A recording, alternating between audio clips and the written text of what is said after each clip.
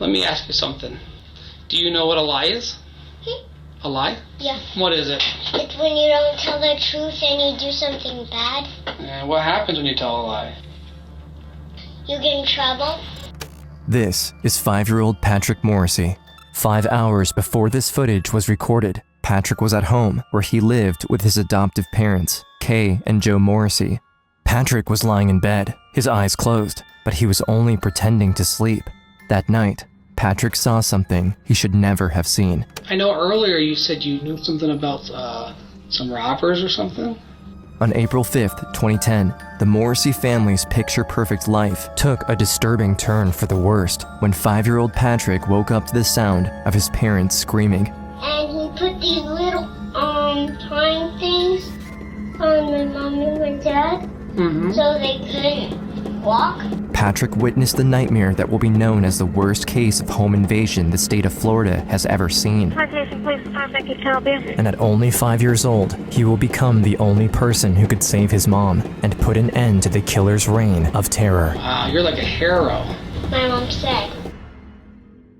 Plantation, Florida, April 5th, 2010. A horrible crime shatters the middle-upper-class neighborhood just outside of Fort Lauderdale. The address? 601 Northwest on 75th Terrace. The Morrissey residence. It's 10 p.m. Joe Morrissey dozed off in front of the TV. His wife Kay is still awake, working in her craft room. Their 5-year-old son Patrick is sleeping in the master bedroom. Something is about to wake him up.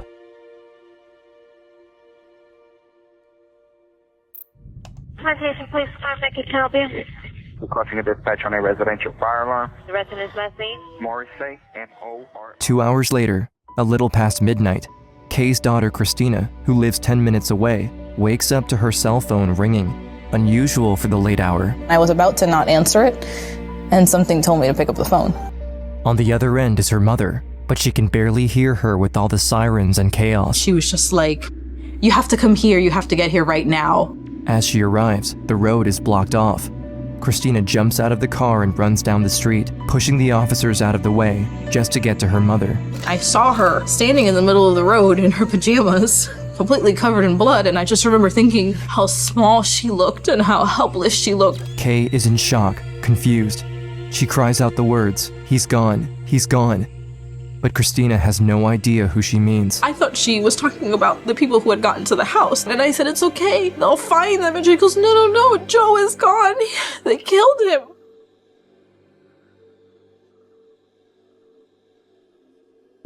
As she holds her mom in her arms, Christina can see the flames and smoke rising from the house. She learns that Patrick is staying with the neighbors, but she can't imagine what he went through.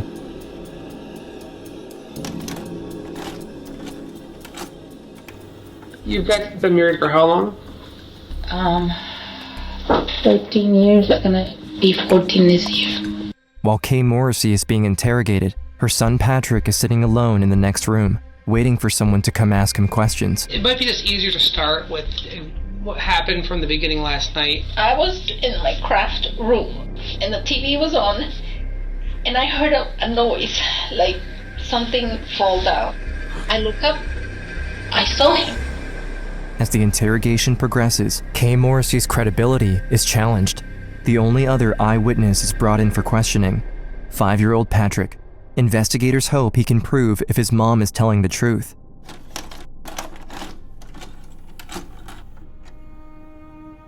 All right, Patrick. Let me ask you something. All right? Yeah. Do you know what a lie is? A lie? Yeah. What is it? It's when you don't tell the truth and you do something bad. And what happens when you tell a lie? You get in trouble. I know earlier you said you knew something about some robbers or something? Yeah. What happened? Robert attacked our house and my dad died. Patrick doesn't fully understand that his father is dead, that the man who adopted him is not coming back. Do another somersault so I can take a picture. He was a very hands-on father. He was always doing something with Patrick, all the time. Did you see, were you awake when this happened or were you sleeping? Sleeping? But I woke up myself. Oh yeah? And when you... And he put a gun on my mom and dad's head.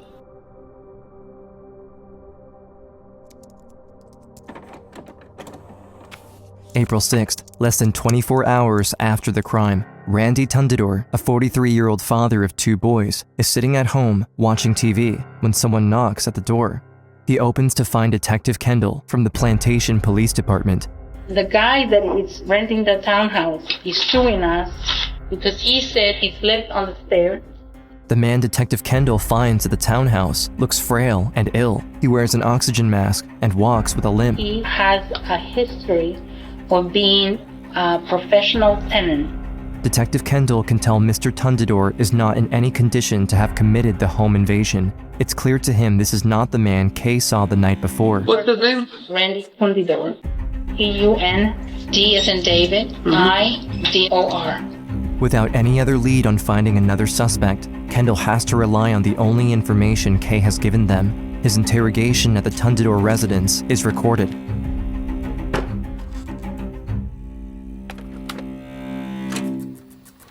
Have you ever had any dealings with Mr. Morrissey other than being a tenant? Yeah, well, right now I'm suing him because I fell down the stairs in the house because of lack of repairs.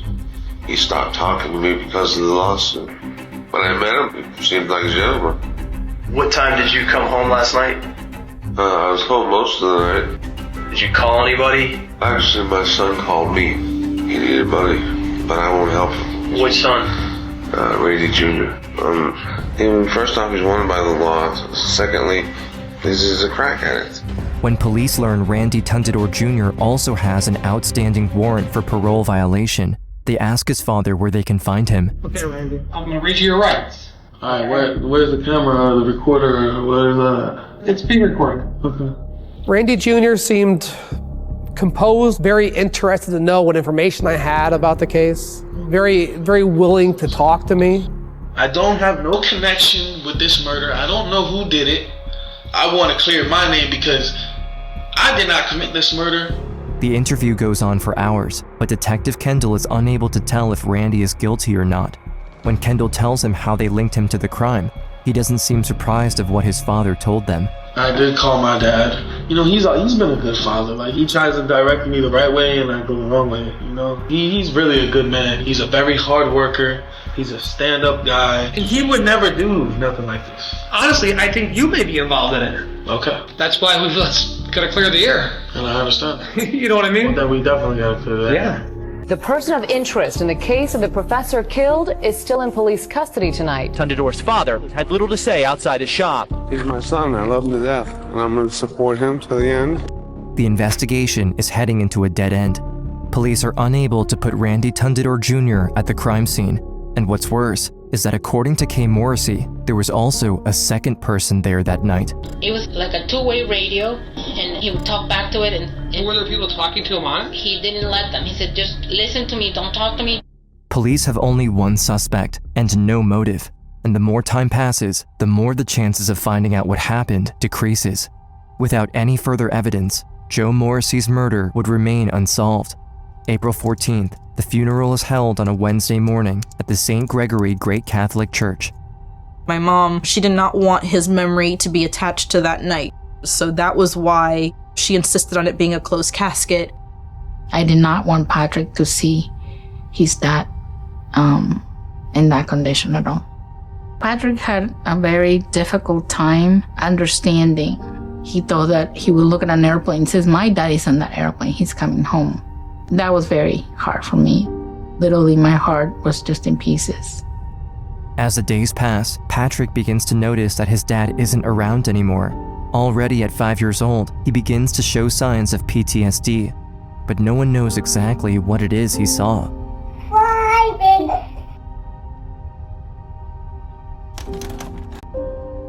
I appreciate you calling us like that. You understand you're not under arrest. You're on your own free will. Detective Kendall gets a phone call no one could have predicted. Randy Tundidor Sr.'s second son, Sean, comes in with a shocking revelation. You called us, you said that you know your brother, you know he's a lot of things, but you know he's not capable of murder. You said that you had some knowledge of... Basically, I'm going to tell you straight up. My dad did it. This bombshell information changes everything. Sean now has the detective's full attention. That morning, Randy, my brother, turned on the news. And first thing when I turn on, murder and plantation, early this morning, women, whatever. Brother gets up and he walks to the back porch and starts smoking a cigarette. And I don't know, family, you get instincts. You're not stupid. You know your family. You know what I'm saying? So I walked out in the back and I said, bro, tell me you had nothing to do with that. And he says, go talk to Dad.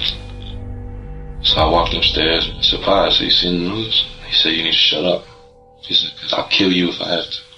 I knew. Right when I saw that headline on that news, I knew it was them. So I asked my dad. I said, well, what happened?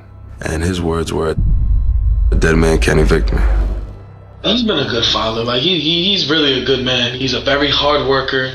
He's a stand-up guy. He would never do nothing like this. He's gonna do anything and everything he has to do to make sure my father doesn't get killed because he loves him. Sean, Randy Jr.'s younger brother, comes forward against his father. What he doesn't know is that his older brother Randy is in the next room, about to confess the same crimes. How many you said been alive? Your dad's they're crying. Why is my dad crying? Because of what you did. Come on, dude. I feel bad for your dad. Seriously, what happened? Dude, tell me. You'll feel so much better if you tell me. I didn't kill my buddy, man. Is Randy Jr. just taking the fall to protect his father? Would his father do the same? He's my son. I love him to death, and I'm going to support him to the end. I wanted the truth to come out, and I wanted him to pay for it. My father used to beat us bad. I mean, really beat us. One of the craziest guys you ever met. And they used to call him Rampage. They used to call him Scarface because he had a big ass scar on his face. He says they called him, not me. He said, you fix this or I will. Come on, it's common sense, boss. You know what I'm saying? Like, my son's already caught, so I won't go to jail. Let me just throw everything on him. Mm-hmm. Nah, you can't let that happen either. I told them I could prove it. And they told me how, and I told them, give me a wire. What if I can get my father on tape stating that he killed the guy? Give me 2 hours with him. I'll find anything you want. Detectives agree to give Sean a recording device hidden inside a car key. That same night, Sean confronts his father at home. With one hand in his pocket, he activates the device and begins to question his dad. He knows the man has already murdered someone, and he remembers the threat he made him. He said, you need to shut up. He said, because I'll kill you if I have to. I mean, I was scared, but I wanted my dad to pay for what he did to his family. For 2 stressful hours, Sean probes his father, pretending to be concerned for both his well-being as well as his brother's. The next morning, he returns the device to the police station, convinced he was able to get enough evidence to convict his father. But what he doesn't know is, did the device record it all? When police attempt to download the audio files, this is what they hear. There was a lot of background noise, whether it didn't record properly or there was some sort of obstruction in the recording. It makes them question if they missed a golden opportunity, or if Sean was telling the truth. You know, Randy, so that he can keep the money to get cracked. I know he has a bad run. Finally, the audio reveals the conversation Sean had with his father. Police are about to discover the real mastermind behind the murder. On the night of April 5th, 2010, Randy Tundador Sr. went to his eldest son, Randy Jr., a young man desperate to make his father proud, and he manipulated him to break into Joe Morrissey's house. My dad pulls out 100 worth of crack, and he tells him to smoke it. When it was done, he told my brother he has a customer's house they can go rob and get cash and buy all the crack he wants. You're not asking my brother that, you're asking a crackhead that now.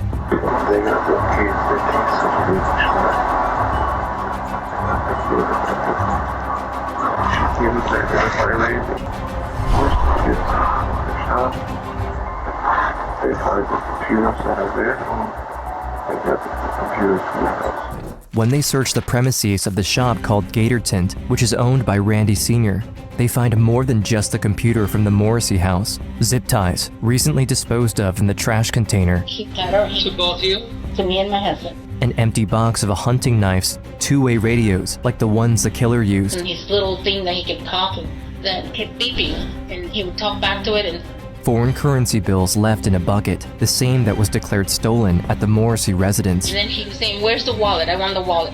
Do you have gloves on? No gloves? Yeah, gloves. In the parking lot, detectives also find burnt marks on the ground, which leads them to believe someone disposed of possible incriminating evidence.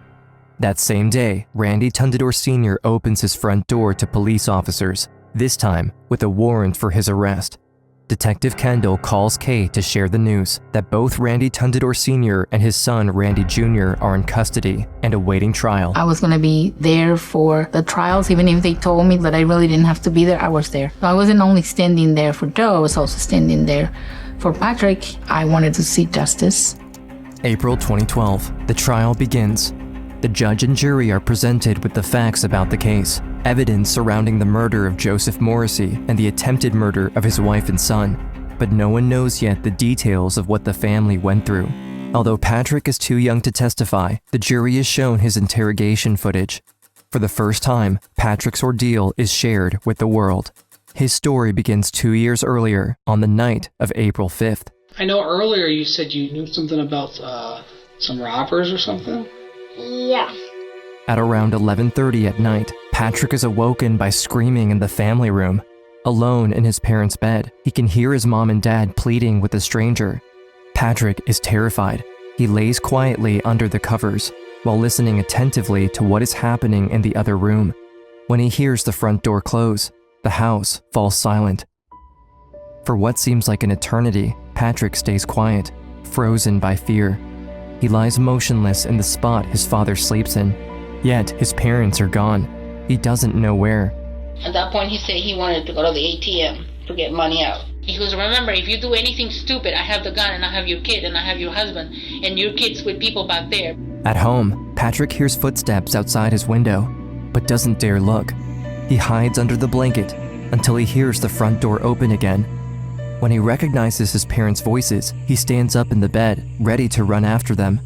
But instead, he sees them being forced into the master bedroom with towels on their heads. His mom is crying, terrified. Patrick can see the man threatening them has a gun, as the man tells them to kneel beside the bed. And he put these little twine things on my mom and my dad, so they couldn't walk. Patrick doesn't understand what's happening. His parents can't see him, but as his dad kneels at his side, Joe Morrissey speaks to his son and asks him calmly, "Patrick, just lay down and pretend that you're asleep. Please, do it for Daddy." These will become Joe Morrissey's last words to his son before his murder. Then the guy came over and said to Joe that he had to go with him. As Joe is taken into the family room, Patrick continues to pretend, like his father asked, but he can still hear him when his father begs for his family's life. And then, silence. Even when the man was dying, he was fighting for his life and trying to protect my mom and Patrick. For a long while, Patrick lays on his side, with his eyes closed. He can hear his mom next to him, crying, but he doesn't move. All he can do is listen, hoping to hear his father's voice again, but he never does. In the stillness of the house, Patrick starts to hear the flickering flames of a fire in the kitchen when his mom wakes him up. She's still tied up at her ankles and wrists, and Patrick is the only one who can save her. He runs to his mother's craft room through the rising smoke and grabs a pair of scissors to cut her bonds. The scissors to cut those. Wow, you're like a hero. My mom said.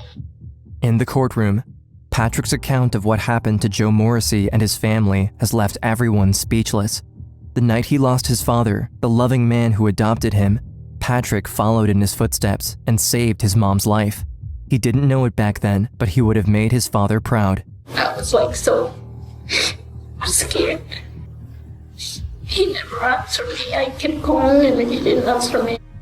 As Kay leaves the stand, it's now Randy Tundador Jr.'s turn to speak.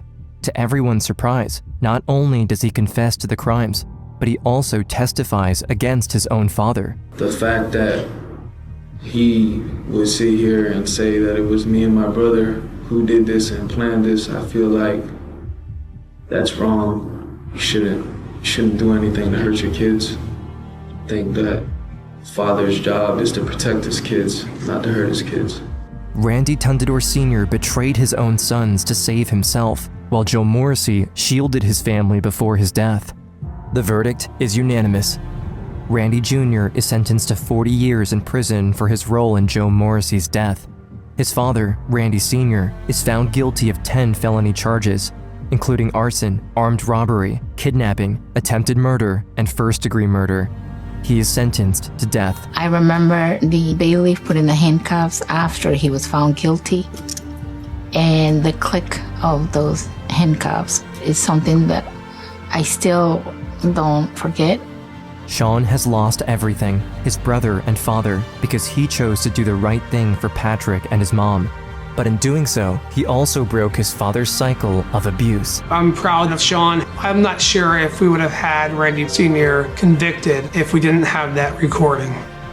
Sean Tundador is a very brave person. In all of this hatred, he was trying to do a little bit of good.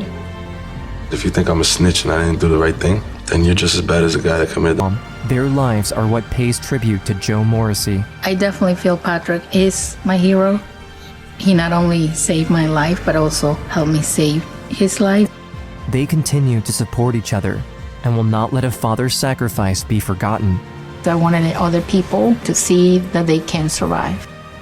And I think my son also does the same thing. Patrick and his mom Kay are living proof that, even after tragedy, there's a life worth living.